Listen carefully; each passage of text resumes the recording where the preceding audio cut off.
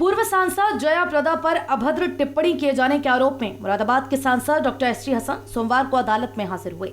इस दौरान वरिष्ठ अधिवक्ता वीरेंद्र शर्मा द्वारा एमपी एमएलए स्पेशल कोर्ट में सांसद डॉक्टर एसटी हसन का पक्ष मजबूती एवं दलीलों के साथ रखा गया और इस मुकदमे को निरस्त किए जाने की गुहार लगाई गई। अदालत ने बहस के बाद अपना फैसला सुरक्षित कर लिया है। इस संबंध में वरिष्ठ अधिवक्ता वीरेंद्र शर्मा ने सिटी चैनल संवाददाता को बताया, मैं आपसे स्पष्ट कर दूं, ये वो वाला मामला है जिसमें जया प्रदा सांसद का चुनाव हार गई थी और डॉक्टर एसटी हसन साहब वगैरह ने आजम साहब के शान में एक दावत रखी थी। उसमें केवल इतना कहा गया कि आज के दौर में इतने वोट तो तवायफों को भी मिल जाते हैं, जबकि वोटर्स को रोका गया और आजम साहब इतनी भारी मतों से जीते, उन्हें बधाई।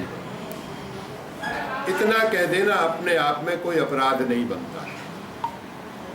ये ना तो जया प्रदा जी के लिए कहा गया, ना किसी व्यक्ति विशेष के लिए कहा गया। एक ये जनरल बात है, उसके ऊपर आज आर्गूमेंट था और आज आर्गूमेंट आजम खान साहब की तरफ से नहीं था, उनकी तरफ से मैं पहले आर्गूमेंट कर चुका था। आज आर्गूमेंट थे डॉक्टर एसटी हसन साहब की तरफ से, जो हमारे मौजूदा सांसद हैं, फिरोज साहब की तरफ से, जो तब समाजवादी के यहाँ के जिलाध्यक्ष होते थे, और आरिफ साहब की तरफ से, जो इस जलसे के संचालक थे और ऑर्गेनाइजर। तो जो आज आर्गूमेंट्स हुए हैं उसमें ये है कि ये जो टिप्पणी कही जा रही है ये अपने आप में कोई अपराध नहीं है। जो सेक्शन 354 एक ही बात करते हैं वो सेक्सुअली कलर्ड रिमार्क की डेफिनेशन में नहीं आता। इसके ऊपर बहस हुई है। आज 2019 जो सांसद के चुनाव में लोकसभा के चुनाव हुए उसका है और उसके 2-4 दिन बाद का चुनाव के बाद। ये मुकदमा किसकी तरफ से दायर किया गया था? ये मुकदमा बहुत अजीब सी बात है, इसमें आज हमने बहस में भी कहा, ये मुकदमा ना तो मैडम जया प्रदा की तरफ से दायर किया गया, न जया प्रदा जी उस दिन मौजूद थी। ये मुकदमा तो किसी बाहरी व्यक्ति द्वारा दायर किया गया है और वो पॉलिटिकल वेंडाटा है। That is absolutely political matter है। उनसे कुछ लेना देना नहीं है जिन्होंने दायर किया है, वो कोई रामपुर के रहने वाले हैं। अच्छा, आज बहस के बाद अदालत द्वारा क्या निर्णय लिया गया?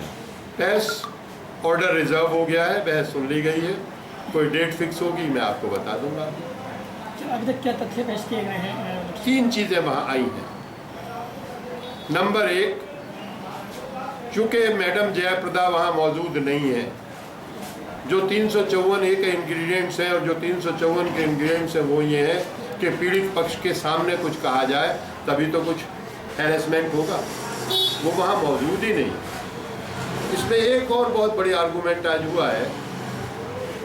अगस्त 2020 का एक आदेश था कि मैडम जया प्रदा का 164(5)A में स्टेटमेंट मजिस्ट्रेट साहब क्या रिकॉर्ड किया जाए, जो नहीं हुआ। तो उसमें बहुत बड़ा कानूनी दोष है। तीसरी चीज, जो ये शब्द है अपने आप तवायफ शब्द, ना तो अश्लील है ना ये सेक्सुअली कलर्ड रिमार्क है। तवायफ का तो अपने प्रोफेशन होते थे और तवायफ नाम पे तो बहुत सारी फिल्में बन चुकी हैं और वो कहीं अश्लील शब्द नहीं है।